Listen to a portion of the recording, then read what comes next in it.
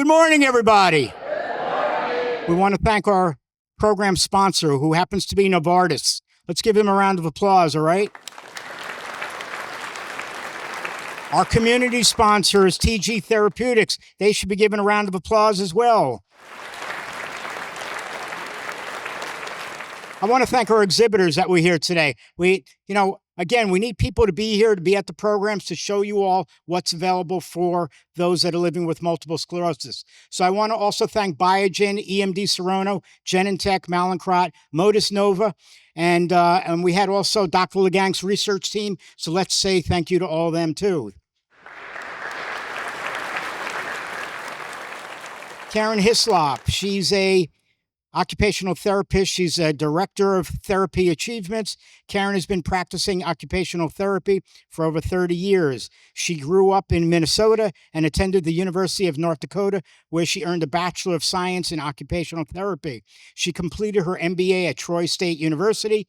Karen formed Therapy Achievements in 2009 with the goal of providing comprehensive rehabilitation services for people with multiple sclerosis, as well as stroke, brain and spinal cord injury, Parkinson's disease, cancer, and lymphatic disorders. Let's welcome Karen.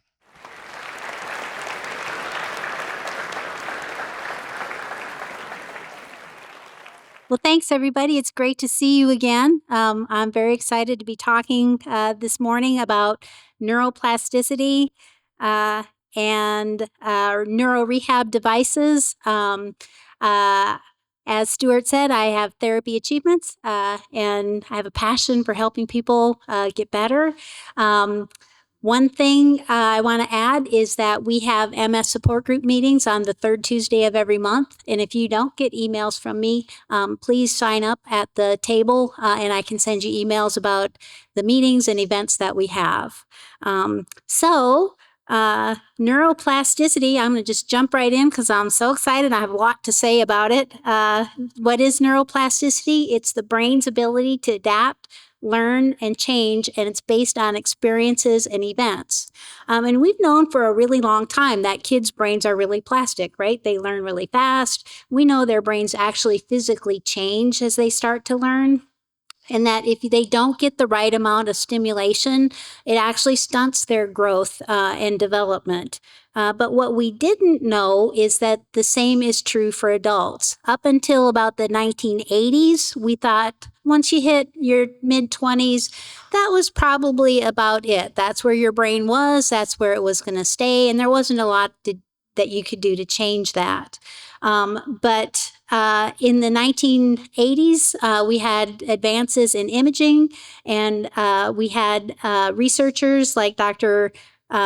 Merzenich do lots of studies on the brain. And I remember it was like so exciting. It's like, oh yes, there is hope. We can change our brains even after we're adults and after injury. So what kind of injuries create problems with your brain?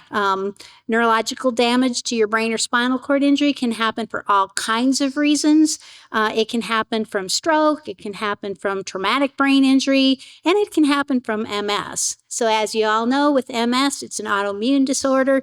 It attacks the myelin sheaths on your nerves. Your body goes, oh my, I have an injury. It sends inflammation to that site to help heal it, and scars form there. So now you've got a scar in your brain or your spinal cord, and that area that is scarred can no longer transmit electrical signals, and so it can't do the function that it was meant to do, that it was doing prior to developing the scar or lesion. And so your symptoms depend on where in your brain the lesion occurs and how bad the lesion occurs. So this is kind of a funny diagram that is actually very helpful. It's like they took a cross-section of your brain and they superimposed what parts of your body that part of your brain control. So for example, on the motor side, if you have a lesion in the leg area and it's a really big lesion, you might have foot drop and really hard time moving your leg. But if you have a lesion over on the sensory side, and it's a smaller lesion in your arm area, you might have some numbness and tingling in your hand, but you could move your hand. So Depending on where that lesion is, depends on what your symptoms are. Symptoms can include weakness, discoordination that interfere with walking and using your arm. They can be sensory changes like numbness or pain. They can be cognitive changes like brain fog or trouble memory or trouble with learning new things. You can have speech problems like trouble with swallowing or slurred speech. Or you can have visual changes, blurred vision, and even loss of vision. So how do we tell where the damage is and how bad it is? This is where advances in brain imaging come in. So we use CT scan, MRI, and then the functional MRI. So the CT scan and the MRI look at soft tissue. And so if they're trying to rule out, is this a brain tumor? Is this a stroke? Is this MS? These are really good ways to do that. But the functional MRI looks at brain activity. So if you're trying to figure out is that part of your brain active, working, what they'll do is have you do a task, and then they'll look and see where in the brain is it lighting up and how much is it lighting up. And that gives them an idea of how your brain's functioning with intentional activity. So now that we know the brain can change after adulthood and after injury, how do we improve our brains? So what does our brain need to form new connections? What does our brain need to strengthen existing pathways? And what does our brain need to adapt to change over time?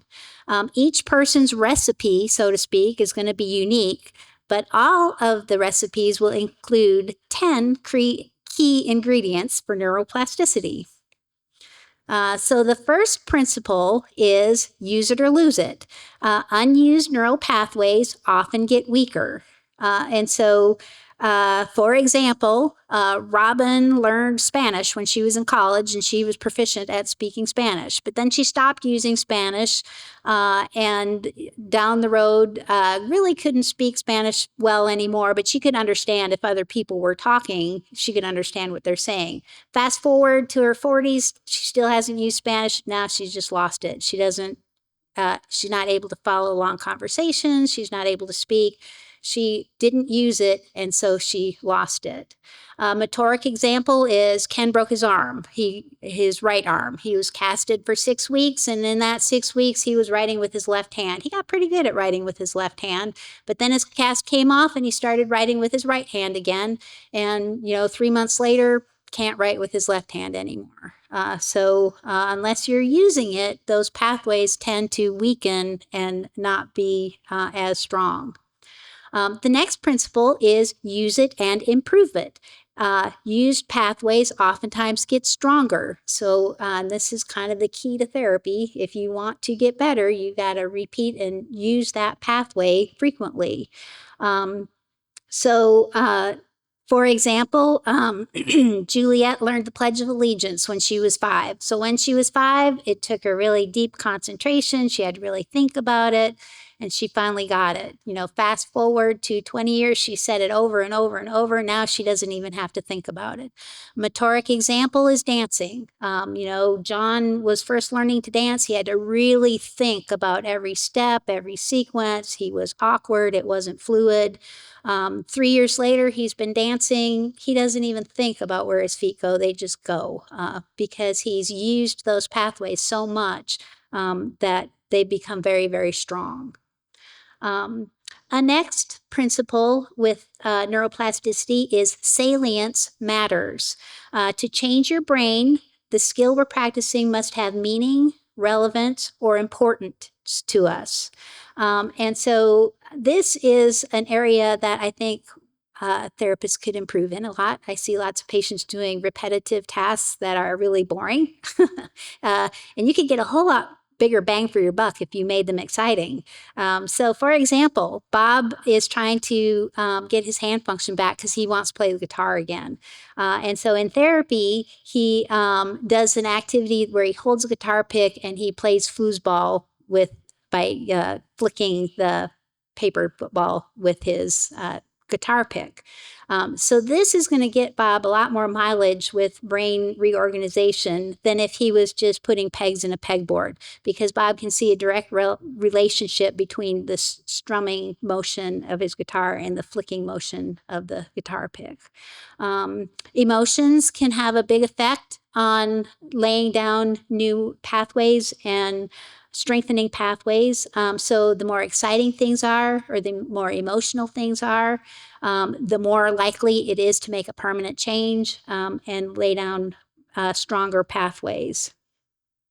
Another principle is repetition matters.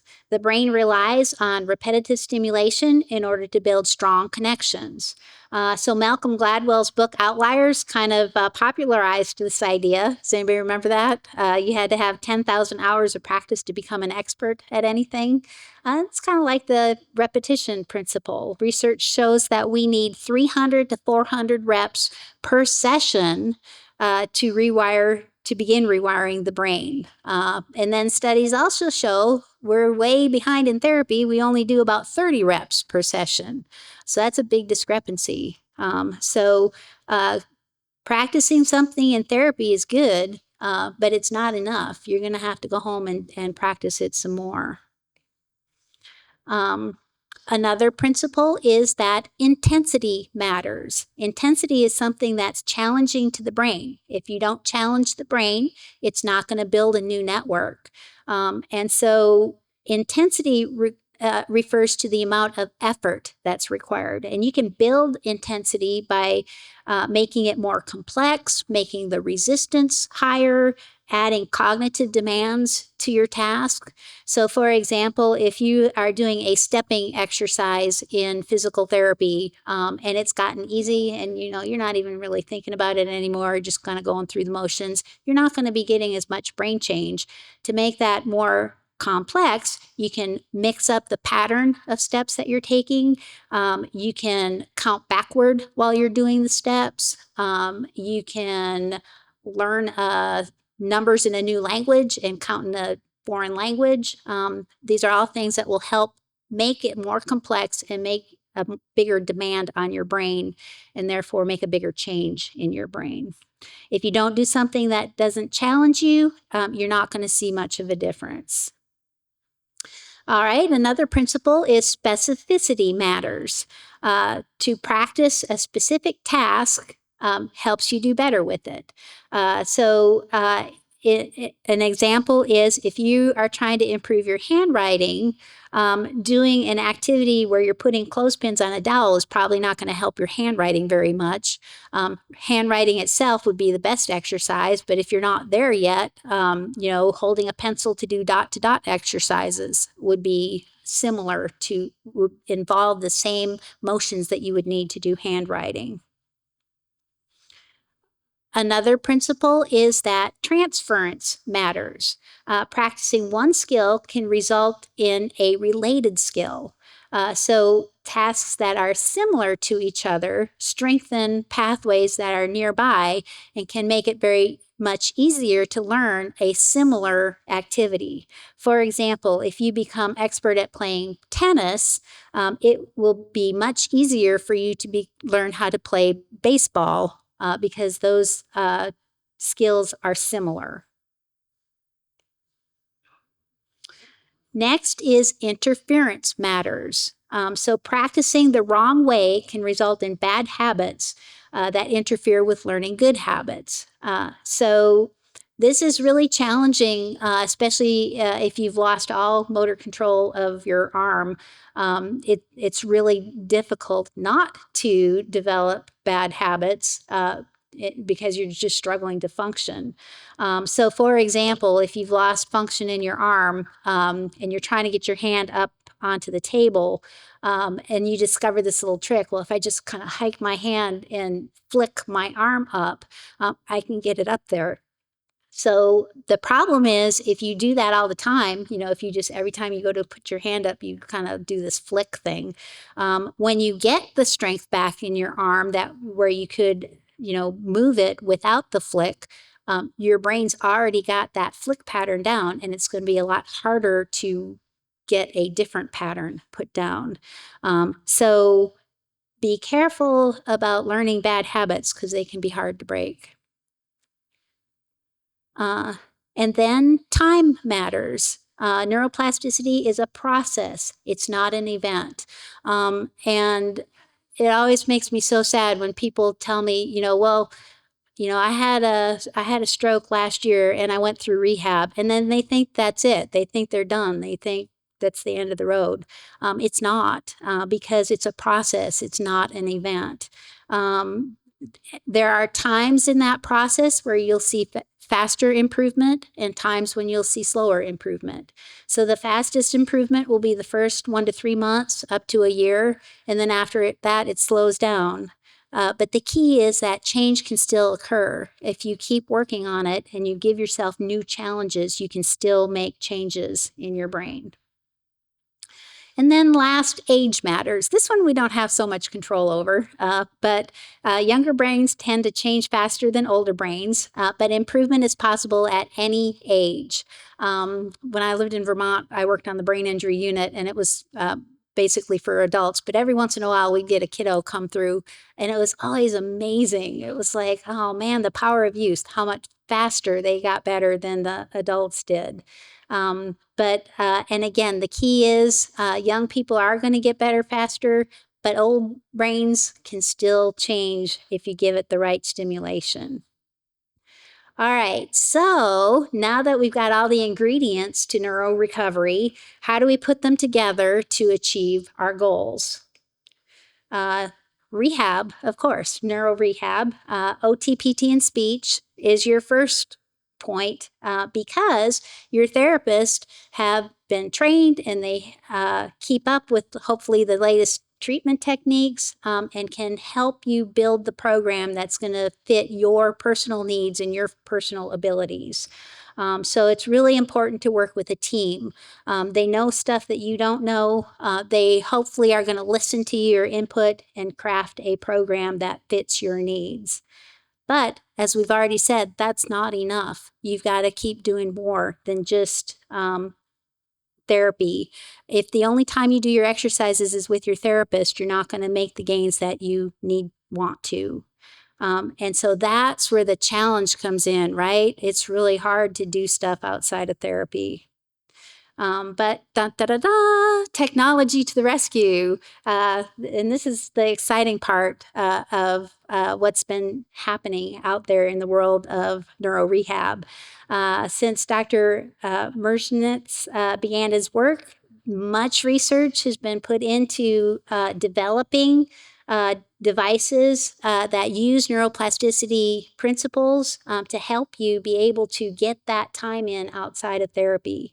And with the development of these products comes improved effectiveness, evidence-based practice, improved evidence that these things actually work. As we get proof that these are working, we get improved insurance coverage for it. And so as we get improved coverage, the prices also come down. So what used to be out of reach for a lot of people is now affordable. So what kinds of technology is out there? There's wearable technology that focuses on prevention, that kind of monitors stuff, your heart rate, your glucose levels. Its focus is helping you stay healthy, but it doesn't really do a lot for recovery. There's assistive technology, which helps you do daily tasks, and it focuses on compensation for problems that you have. So examples are apps. There's an app for everything, right? To help you organize your time, to help you organize your life, to turn speech to text and text to speech, and augmentative communication devices. And those devices kind of focus on compensation. And then there's rehab technology. So the focus of rehab technology is to actually help recovery and improve your function.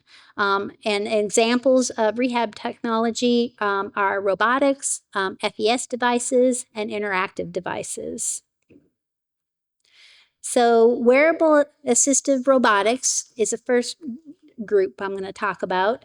And those are like your exoskeletons, your dynamic orthotics, and your myoelectric prostheses. So with these devices, they have a component that detects your movement. They use either EEG, EMG, torque sensors to see what's going on with your body. Then it enhances your movement through various methods, motors, pneumatics, these fancy alloys that can help move your fingers. And then many of them are embedded with machine learning and AI that helps them to be smarter about anticipating what you're trying to do and then being able to facilitate that movement as you're trying it. So exoskeletons are one type of wearable technology. And here's the really super news about exoskeletons. As of April 1st, 2024, CMS, Center for Medicare and Medicaid, finalized a reimbursement code. So this is huge because this means this is a big step toward getting insurance to cover exoskeletons for function. So companies that make exoskeletons are Escobionetics. So these, just to reiterate, these are garments, so to speak, that you put on that have motors that actually move your arms and legs and limbs for you. They sense your movement and you can still use the movement you have, but these augment the movement so that you can walk and reach and do functional things.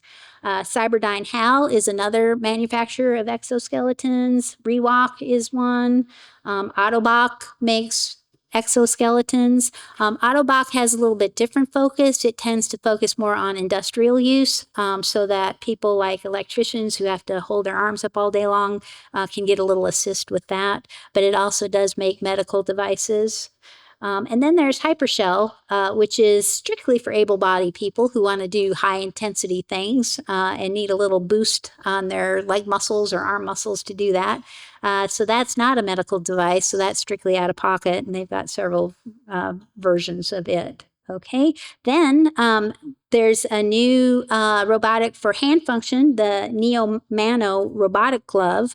And what it does is it stabilizes your thumb with a aluminum stay, and then the robotic part of it will move your fingers to your thumb so that you can actually pick things up and manipulate things with it. So those are things that are designed to help you function, to actually help your hands move, your legs move. But then there's devices that are designed specifically to try to develop those neural connections in your brain and expand your rewiring of your brain. They're designed to form new connections, strengthen existing pathways, and adapt to challenges over time.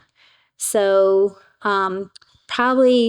this is one that I'm really excited about, the Ipsy hand. It is so cool because what it does is it has a cap that you put on your head that senses your brain activity. Then it translates that activity into the handpiece, and then you can actually open and close your hand using just your thoughts.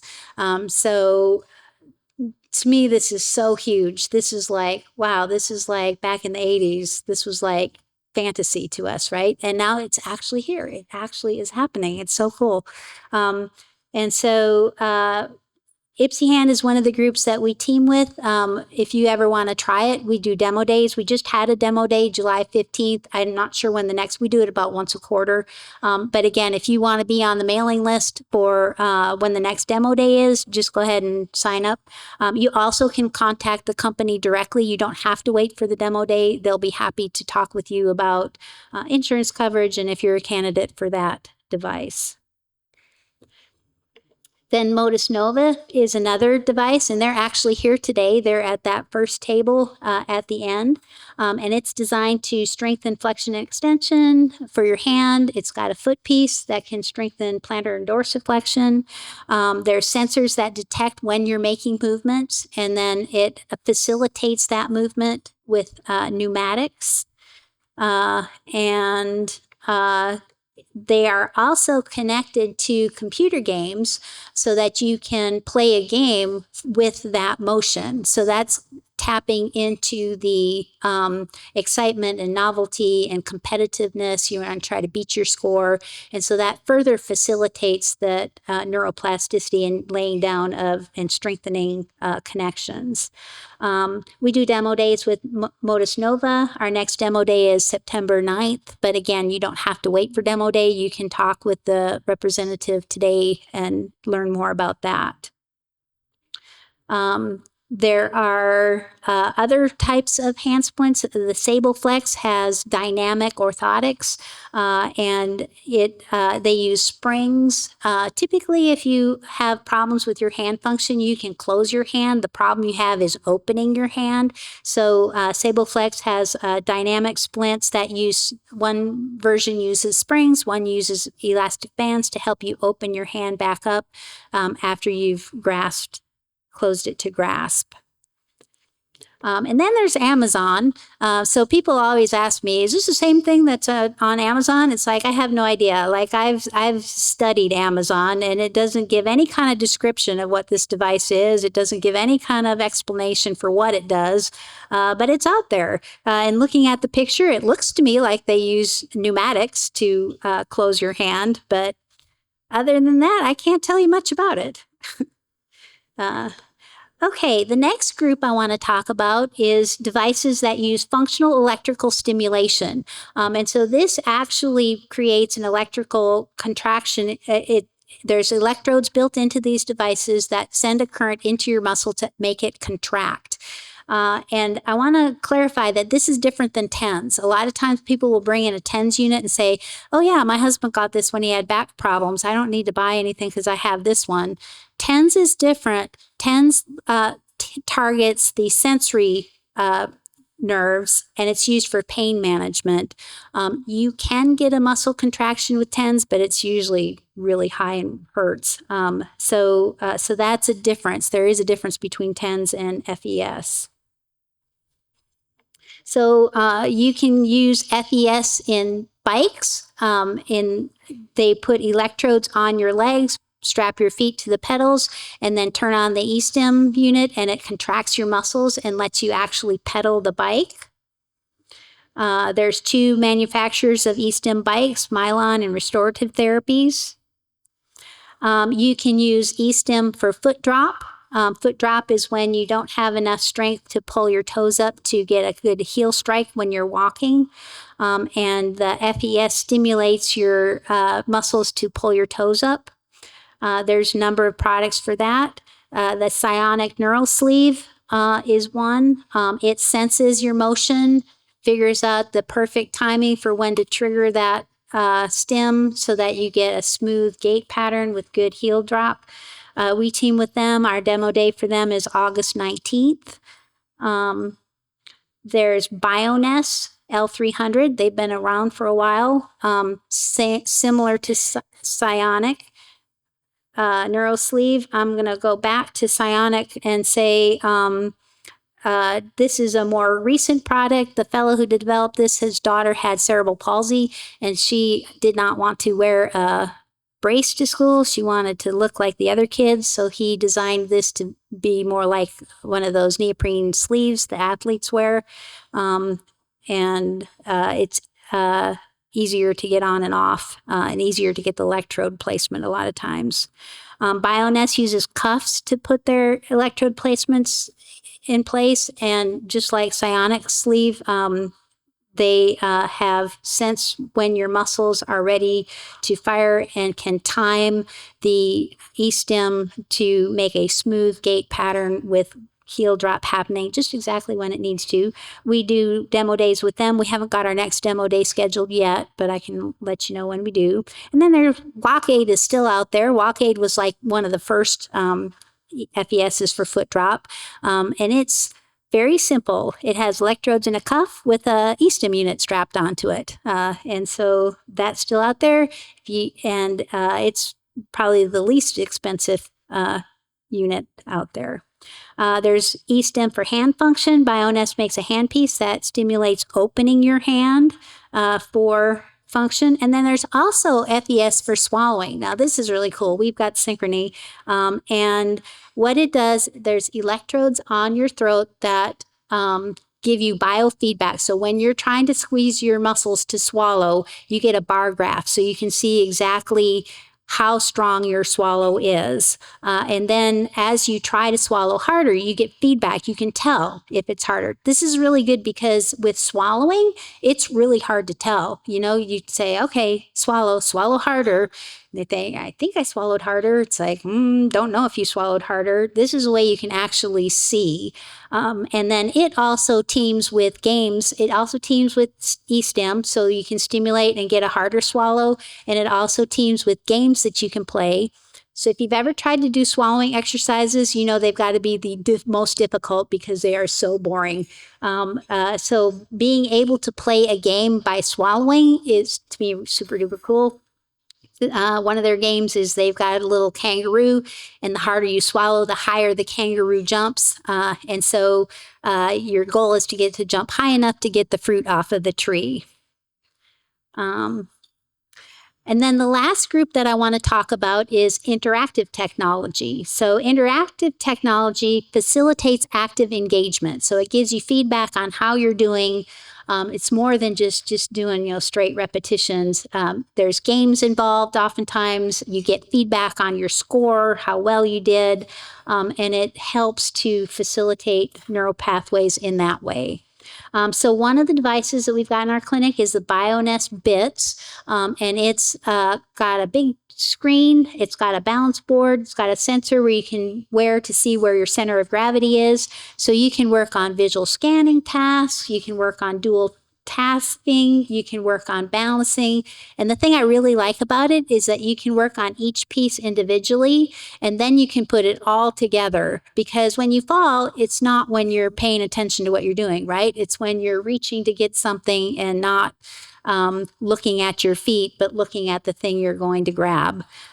So that's been a really useful tool to us in our clinic. We also have the NeuroPhoenix Neuro Ball. This is super cool. It's like a fancy gaming mouse in my mind. They don't advertise it like that, but to me it's like, oh, cool. You put your hand in there and you can use it to play various games. The thing I really like about the NeuroBall is that you can calibrate it to do different movements. You can calibrate it so that you're playing the game using shoulder flexion extension. You can calibrate it so you're playing the game using shoulder ab and adduction. You can calibrate it so that you're using pronation, supination to play the game, wrist, pretty much whatever motion that you're trying to go for, you can calibrate this to play the game using that motion. And then we don't have this one, but this is next on my shopping list. Flint Music Glove. Has anybody used this one? What you do is you have to use different finger motions in order to play different notes. And so you can make music using your finger motions. And then the last one is virtual reality therapy. So virtual reality is with the goggles, and you wear these goggles and you're in this place. You know, you can pick different places to go, and then there's sensors on your arms or your legs, and so as you move your arms and legs, you're interacting with this virtual environment that you're seeing in your goggles. It's an immersion experience. It's like you're there. So right now, virtual reality therapy is used mostly in industry for jobs that could be dangerous or very costly if you made a mistake. So like the police use it, the military uses it, surgeons use it to practice surgical procedures. But currently, and there's some rehab centers that have it, but it's pretty pricey still. And so it's out of reach for a lot of people. But again, as time goes on, I anticipate seeing the cost of this come down and this being much more available to clinics like ours too. So that's my exciting news. The future is here. All this stuff that we talked about in the 80s, that was like, oh man, wouldn't that be so cool if someday this could happen? It's here. It's happening. And the best thing of all is that it directly relates to helping you improve your brain. Thank you very much. Thank you.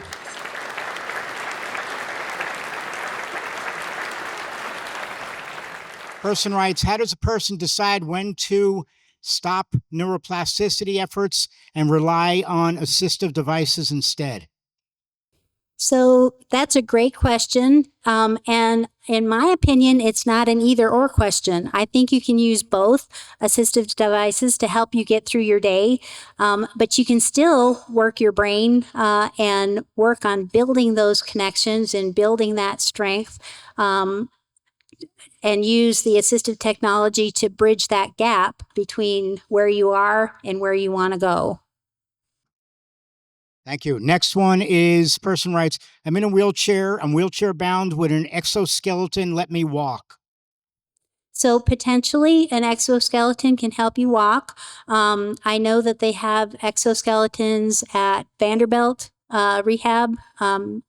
I'm not sure if they have them at Spain rehab. Do you know, Dr. Legank? So you would need to go to a rehab center that provides that type of training, and they could better tell you if you're a candidate for that. What is the success rate of using an InterStim device for MS patients?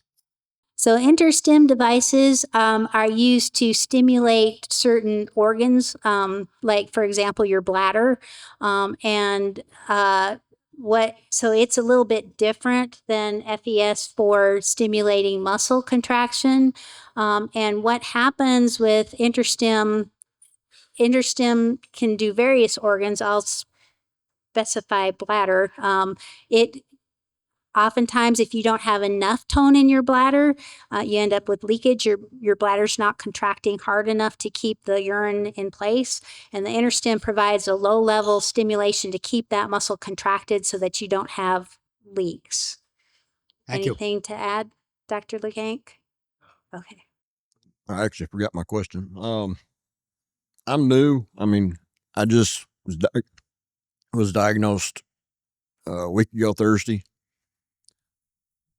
How do you get into doing clinical studies and stuff like that? Because I really don't. How do you get into doing clinical studies? To clinical studies. So the clinical studies, your team member would be your neurologist. You'd want to talk with your neurologist and tell them you're interested in clinical studies. And then you can work with your neurologist to figure out what's going to be the best fit for you on that. Person want to know if they take insurance for FSOs. FES? Maybe I do need my glasses. Yeah. Does insurance cover functional MRI? Totally wrong. So the insurance question, right? Depends on your insurance, depends on a lot of factors. Many insurances do cover imaging. Many insurances have all kinds of contingencies on when they cover it, and but that is a recognized procedure. It's not considered experimental, and so most insurances do cover it. Again, work with your neurologist or your medical provider to figure out what you need, what your insurance is, and what the best way to go about getting that is. If it was functional electrical stimulation, that's something we've been doing in therapy forever. That's covered. If it's purchasing a device that has functional electrical stimulation in it, that's more insurance related to what kind of insurance that you have. All right, thank you. Any other questions? All right, let's give Karen another round of applause.